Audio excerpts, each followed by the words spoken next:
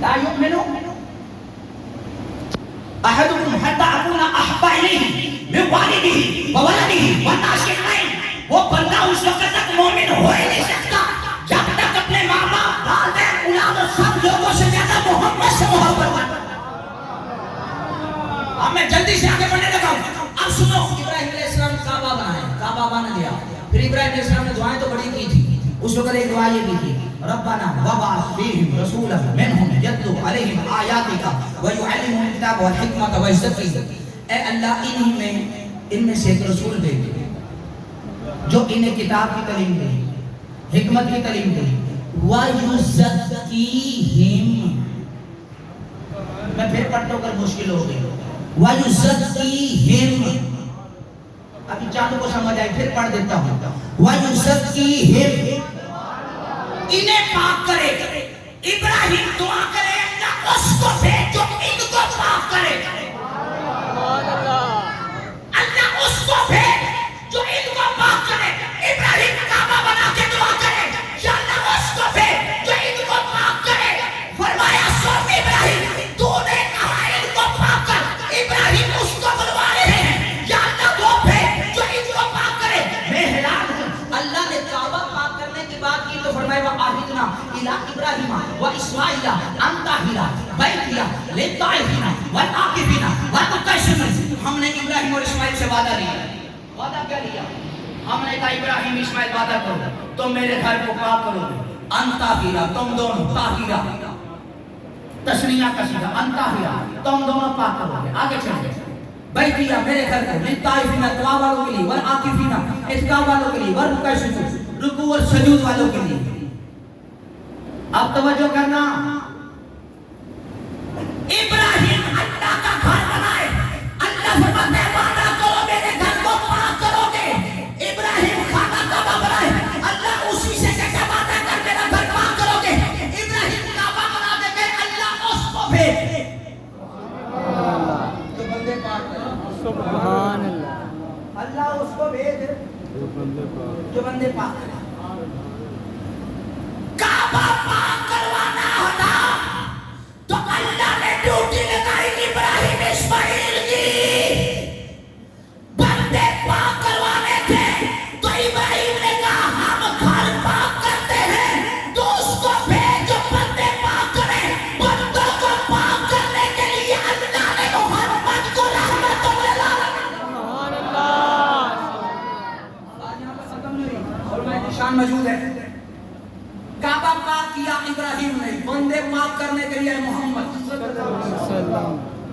اب وہی نبی پاک چادر لیے علی پاک کو, حسن پاک کو, حسین پاک کو, فاطمہ پاک کو چادر میں لے کے گئے.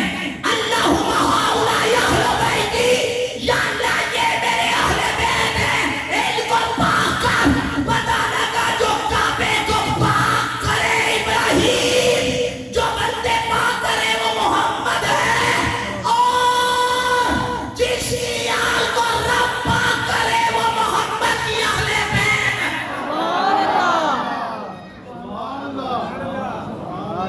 عباس نے نہیں, علی پاک. سلونی ما شئتم, نبی کو معاذ اللہ ان پڑھ کہنے والوں مجھے پورا قرآن دکھا دو جہاں پہ نماز کے ساتھ نماز کا طریقہ بتایا گیا ہو. حج کا حکم ہے, پورا حج بتایا گیا. نماز کا حکم ضرور آیا. نماز پڑھنی سکھائی کس نے؟ جو ابھی نماز پڑھنی سکھا دے وہ امی ہے, ان پڑھ, وہ ان پڑھ ہے. یہ علماء موجود ہیں. نبی پاک کے لانے نبوت سے پہلے حالات کیا تھے؟ ایک عورت اس کے ساتھ 10 مرد غلط کام کرتے تھے, بدکاری. یہ شادی ہوتی تھی عرب کی. 3 طریقے ہیں, ایک ہی پڑھوں گا. 10 مرد ایک وقت میں اس عورت سے غلط ہوتے, وہ حاملہ ہوتی, ان 10 مردوں کو اس کے سامنے کھڑا کیا جاتا. اب جس نبی کو معاذ اللہ ان پڑھ کہا جا رہا ہے وہ نبی تعلیم کیا دے رہا ہے, سنو. ان کا اصول یہ تھا کہ پہلے جس عورت سے 10 بندے غلط ہوتے تھے, نکاح ہو رہا ہے, یہ نکاح کا طریقہ تھا. ہم 10 بندے سامنے کھڑے کر دیے. اب اس عورت نے 10 میں سے جس پہ انگلی رکھنی تھی نا کہ یہ میرے پیٹ میں تخم اس کا ہے, اس کو ساری زندگی اس کی پرورش کرنی پڑی. یہ رواج تھا پہلے. جس نبی کو معاذ اللہ منبر پہ تو امی کہہ رہا ہے, اس نے آ کے فرمایا ایسا نہیں ہوگا.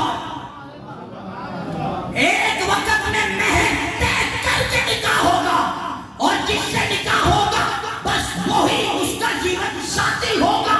اور سن لو, جس نے آ کے تمہارے گندے رواج ختم کیے وہ ہو گیا امی, اور یہ بدبخت اس کی حدیثیں پڑھ کے بن گیا ڈاکٹر.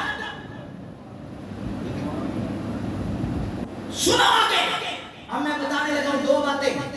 سلونی معاشرے کو ابھی نبی پاک کی ذات ایک طرف رکھ رہا ہوں. ابھی یہ وہ ہے جن کو نبی پاک نے فرمایا النظر علی وجہی علی جن عبادت. علی کے چہرے کو دیکھنا عبادت ہے. کیا ہے جی؟ عبادت ہے. کیا ہے جی؟ علی کے چہرے کو دیکھنا عبادت. کیونکہ علی پاک نے پیدا ہو کے آنکھیں نہیں کھولی تھی. 3 دن آنکھیں بند رکھی. کتنے دن؟ کیونکہ علی کو انتظار اس کا تھا جس کے لیے آیا تھا. ماں اٹھائے آنکھیں نہ کھولی, باپ اٹھائے آنکھیں نہ کھولی, کوئی بھی اٹھائے آنکھیں نہ کھولی. جب نبی تشریف لائے, فاطمہ بنت اسد نے ابو طالب کی گود سے لیا, نبی پاک کے ہاتھوں میں رکھا. آپ نے فوراً موٹی موٹی سرخی آنکھیں کھول دی. جب تھوڑے جوان ہوئے, صحابہ کی محفل لگی تھی, نبی پاک نے فرمایا علی وہ کیا وجہ تھی جب پیدا ہوئے آنکھیں نہیں کھولتے تھے؟ فرمایا یا رسول اللہ, بڑی دنیا پیدا ہوئی ہے, جو بیٹا باپ کو دیکھتا ہے, دادے کو دیکھتا ہے, نانی کو دیکھتا ہے. میں نے کہا کائنات میں ایک بچہ ایسا بھی ہو جو پیدا ہو کے نانی دادا نہ دیکھے, وہ دیکھے تو چہرے مصطفیٰ دیکھے.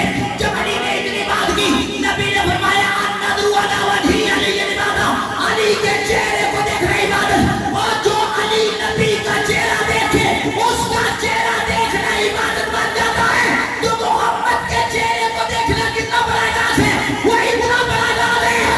پتہ چلا آنے والا الحق کا نبی فرماتے جس نے محمد کو دیکھا اس نے حق کو دیکھ لیا. سبحان اللہ, اللہ اکبر. جلدی کر رہا ہوں, جلدی کر رہا ہوں. اب فیصلہ آپ نے کرنا ہے. یہ وہ علی ہے یونیورسٹی میں پڑھے علماء موجود ہے, تدریس بھی, مدرس بھی موجود ہے, ان سے پوچھ رہے. نبی پاک کے دور میں دار ارقم کے نام سے اسکول تھا. تاریخ اٹھا کے بتا دیں, علی پاک کسی اسکول میں گئے ہیں کہ نہیں کسی یونیورسٹی میں پڑھا ہو. کہاں پلا ہے؟ نبی کی گود میں. سبحان اللہ. نبی کی گود میں پڑھنے والے کا علم دیکھو. نبی پاک فرماتے ہیں سلونی ما شئتم. یہ علی پاک ممبر بیٹھ کے جو مجھ سے پوچھو میں بتاؤں گا. یہودی آ گیا, اس نے کہا آپ کا دعویٰ ہے سلونی ما شئتم, جو مجھ سے پوچھو میں بتاؤں گا. آپ نے فرمایا ہاں. آپ نے فرمایا ہاں. اس نے کہا پھر بکری اور کتے کے ملاپ سے بچہ پیدا ہوا. عرب کے اندر یہ کھیل آج بھی کھیلا جاتا ہے. کتے اور بکری کے ملاپ سے بچہ پیدا ہوا ہے, بتاؤ حلال ہے کہ حرام ہے؟ آپ نے فرمایا کہ اگر کتے کی طرح بازو پھیلا کے بیٹھے حرام ہے, بکری کی طرح سمیٹ کے بیٹھے حلال ہے. اب وہ جانتا نہیں تھا کہ کھڑا کس کے سامنے ہو گیا. آپ سنیے, اس نبی پاک علیہ السلام کے غلاموں سنو, اس نے دوسرا سوال کیا. اس نے کہا کئی مرتبہ کر کے دیکھا, کبھی کتے کی طرح بازو پھیلا کے بیٹھا ہے, کبھی بکری کی طرح سمیٹ کے بیٹھا ہے. آپ نے فرمایا اس کے سامنے پانی لا کے دیکھ, کتے کی طرح چاٹ کے پیے حرام ہے, بکری کی طرح پیے تو حلال ہے. اس نے کہا کئی مرتبہ کر کے دیکھا ہے, کبھی کتے کی طرح پیتا ہے, کبھی بکری کی طرح پیتا ہے. آپ نے فرمایا اس کے سامنے چارہ لا کے دیکھ, اگر کھا لے تو حلال ہے, نہ کھائے تو حرام ہے. اس نے کہا کئی مرتبہ کر کے دیکھا ہے, کبھی کھاتا ہے کبھی نہیں کھاتا ہے. آپ نے فرمایا پھر سن, اس کو ذبح کر کے دیکھ, اوجری نکلے تو حلال ہے, نہ نکلے تو حرام ہے.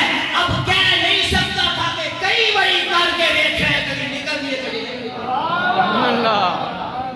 علی پاک کو اگر اتنا علم اللہ نے دے دیا کہ علی پاک نے کبھی کتا پہلے ذبح نہیں کیا تھا, لیکن علم کا عالم دیکھے کہ علی جانتے تھے اوجری حلالیوں میں ہوتی ہے, حرامیوں میں. اگر حرامیوں میں اوجری ہو تو حرام کھانے کی وجہ سے وہ حرامی ہو جاتے ہیں. ایسے ہی قرآن میں ولید بن مغیرہ کے بارے میں کہا کل بعد ذلک زمین کہ محبوب اس کی اصل میں خطا ہے. جو نبی کو بھونکے گا وہ حرامی ہوگا, حلالی نہیں ہوگا. آخری جملہ دے کر تقریر سے پیچھے ہوتا ہوں. آپ کہیں گے محفل میلاد عقیل القاری صاحب آپ نے سورہ قدر پڑھ دی ہے. اس سے پہلے اگر کتنا شاہ صاحب اجازت دے دو تو ایک دلیل دے دو. میرا درود پڑھنا علماء کرام میں موجود ہے. اللہم صلی علی محمد وعلی آل محمد وصحاب سیدنا مولانا محمد مبارک وسلم. درود پاک ٹھیک ہے. قبلہ نے میلاد میں روشنی ڈالی. میں دو جملے دے کر مائک سے پیچھے ہٹنے لگا. پہلا جملہ, ہم میلاد کیوں مناتے ہیں؟ کیونکہ آپ جانتے ہیں میلاد زندہ کا ہوتا ہے, مردہ کا. اب سنیں, آپ درود پاک پڑھتے ہیں اللہم اے اللہ صلی علی درود بھیج آل محمد علی محمد محمد صلی اللہ علیہ وسلم پر. میرے لفظوں پہ غور کرنا, سارے میرے سر کا تاج بیٹھے ہیں. اے اللہ درود بھیج علی محمد محمد پر وعلی آل محمد اور آل محمد پر. آسان کر دوں, ترجمہ میں نے کیا کیا, سارے ترجمے پہ غور کرنا, میری مثال کو سمجھنا, پھر سمجھ آ جائے گی میلاد کی ہو رہا ہے. اے اللہ درود بھیج محمد پر اور آل محمد پر. سبحان اللہ. یہ کنگھی کس پر ہے؟ ہتھیلی پر. ہتھیلی نہ ہو تو کنگھی اس پر ہوگی. سمجھیں, ہتھیلی ہے تو کنگھی اس پر ہے. سبحان اللہ. ہتھیلی ہے تو کنگھی اس پر ہے. ہتھیلی نہیں تو کنگھی کس پر؟ سبحان اللہ. حضرت کرسی پر ہے. کرسی نہیں تو حضرت کرسی پر ہو سکتے ہیں. تو پتہ لگا کرسی ہے تو اس وجہ سے اس پر ہے. اور اگر کوئی محمد آل محمد کو مردہ جان کے درود پڑھتا ہے وہ اپنے بڑوں پہ پڑھے. ہم اس لیے پڑھے ہیں کہ محمد اور آل محمد ہیں, اس لیے درود ان پر ہے. سبحان اللہ. اے اللہ درود بھیج محمد پر. محمد ہیں تو پر ہے, آل ہے تو پر ہے. ارے اس طرح کی بکواس کرنے والوں, نبی پاک کی زلف کی شان. میں تو بس اتنی بات کرتا ہوتا ہوں لوگوں سے, وہی ایک زلف. حالانکہ نبی پاک میدان میں ہے تو وہ خالد بن ولید کی ٹوپی میں ہے تو وہ جنگیں فتح کر رہے ہیں. ام سلمہ کے پاس ہے تو کوئی بیمار آ رہا ہے وہ پیالے میں پانی ڈال کے باہر ڈال کے پلاتے ٹھیک ہو رہا ہے. اگر نبی کے ایک بال کی یہ شان ہے تو پوری آل کی کیا شان ہوگی. بس یہاں پہ بات ختم کروں. اِنَّا أَنزَلْنَا میں نے پڑھی ہے, یہ میری میلاد کا دلیل بنتی ہے. آپ قرآن پاک کے دوسرے سپارے میں قرآن کہتا ہے شہر رمضان الذی انزل فیہ القرآن, ہم نے قرآن کو رمضان میں اتارا. یا اللہ کیا اتارا؟ وہ کہتا ہے اِنَّا أَنزَلْنَاهُ فِی لَیلَۃِ الْقَدْرِ, بے شک ہم نے اس قرآن کو لیلۃ القدر میں اتارا. وَمَا أَدْرَاكَ مَا لَیلَۃُ الْقَدْرِ, تو نے کیا جانا لیلۃ القدر کیا ہے؟ آگے خود رب نے وضاحت فرمائی لیلۃ القدر خیر من الف شہر. لیلۃ القدر 1000 مہینوں سے افضل ہے. اب سارے توجہ ادھر رکھنا, قرآن کس پہ اترا ہے؟ ہائے ہائے ہائے ہائے, کس پہ اترا ہے؟ موسیٰ کی بات ہے, کسی کی بات ہے. وَلَقَدْ آتَيْنَا مُوسَىٰ الْکِتَابَ, ہم نے موسیٰ کو کتاب عطا کی. عطا کرنا اور ہوتا ہے, اتارنا اور ہوتا ہے. شہر رمضان الذی انزل فیہ القرآن, ہم نے اس رمضان قرآن کو رمضان میں اتارا. اس قرآن کو رمضان میں اتارا. میں جلدی سے پڑھنے لگو, 2 منٹ مجھے دے دے اور سارا رزلٹ آپ کے سامنے ہے. میں نے کہا قرآن کی بات یہی تو کہا ہم نے اتارا, باقی کتابوں کی بات آئی تو کہا ہم نے عطا کی. عطا کا معنی یہ ہے کہ جس کو ایک مرتبہ کر دیا جائے, جو ایک ہی مرتبہ دے دی جائے. اتارنا کیا ہوتا ہے؟ پہلوں کو کتاب ایک بار میں دے دی. محمد آپ پہ کی عطا نہیں کی, آپ پہ اتارا. اتارنے کا مقصد کیا ہے؟ فرمایا جہاں جہاں محمد جاتا ہے وہاں وہاں قرآن آتا ہے. اور تقریر ختم. میں نے کہا قرآن کب آیا؟ رمضان میں. قرآن کون سی رات میں آیا؟ کل لیلۃ القدر میں. اب لیلۃ القدر کیا ہے؟ وہ کہتے ہیں 1000 مہینوں سے افضل ہے. قرآن اترا کس پہ؟ کس پہ اترا؟ اشارے بولے کس پہ اترا ہے؟ قرآن اترا ہے نبی، قرآن اترا ہے نبی پاک کا. لیکن جس رات قرآن آئے وہ لیلۃ القدر. علماء سمجھ گئے کہ میں کیا بات کر رہا ہوں؟ جس رات قرآن آئے وہ لیلۃ القدر اور وہ 1000 مہینوں سے افضل. جس رات قرآن آئے وہ لیلۃ القدر اور 1000 مہینوں سے افضل ہو جاتی ہے. اور خود اندازہ لگاؤ جس رات خود صاحب قرآن محمد مصطفیٰ آئے سبحان اللہ. اور رات کی افضل. اور پھر آگے دیکھیں جس رات قرآن آیا اسے تقریب کیا دی؟ کا تنزل الملائکۃ والروح فیہا بإذن ربہم من کل امر. اس رات میں روح الامین کی قیادت میں فرشتے زمین پر اترتے ہیں. یہ رات کیا ہے؟ اور میں سلامتی والی ہے. کب تک ہے؟ ہی حتی مطلع الفجر. ہی حتی مطلع الفجر. صبح فجر تک سلامتی والی رہتی ہے. سامن مجھے نہیں پتا آپ شاید کافی دیر سے بیٹھ کے تھکے ہوں. میری دامن میں اس سے بڑا کوئی نقطہ نہیں تھا جو میں آپ کو دے رہا ہوں. میں نے کہا جس رات قرآن آئے 1 منٹ کے لیے دے دیں اور یہ رزلٹ لینا پھر اذان پڑھیں. جس رات قرآن آئے لیلۃ القدر. لیلۃ القدر کیا 1000 مہینوں سے افضل. اب وہ افضل کیوں بنے؟ کیا کہ اس رات فرشتے اترتے ہیں. کیوں اترتے ہیں؟ سلام. یہ رات سلامتی والی ہے. کب تک؟ فجر تک. میں نے کہا جس رات قرآن آئے اس رات کی اتنی شان کے فرشتے بھی زمین پر آ جائیں. وہ رات بھی 1000 مہینوں سے افضل بن جائے. پھر وہ رات بھی سلامتی والی ہو جائے. اگر قرآن کی آمد کی یہ شان ہے تو محمد کی آمد کی کیا شان ہوگی؟ تو 2 جملوں میں بات کہہ کے پیچھے ہٹنے لگا ہوں. سن لو. اللہ نے قرآن کو جس رات میں نازل کیا اسے سلامتی والی کہہ دیا کیونکہ اس میں قرآن اترا ہے. فرشتے بھی اترتے ہیں. تو جس رات قرآن آئے وہ سلامتی والی بن جاتی ہے. اور جب محمد آئے تو فرمایا میرے محبوب میں نے قرآن کو روئے زمین والوں کے لیے سلامتی بنا کر اتارا ہے. اور سلامتی فقط رات تک ہے. آپ کو میں رحمت للعالمین بنا کر بھیجا ہوں کہ نہ کبھی رحمت ختم ہو سکتی ہے نہ محمد کا وجود ختم ہو سکتا ہے.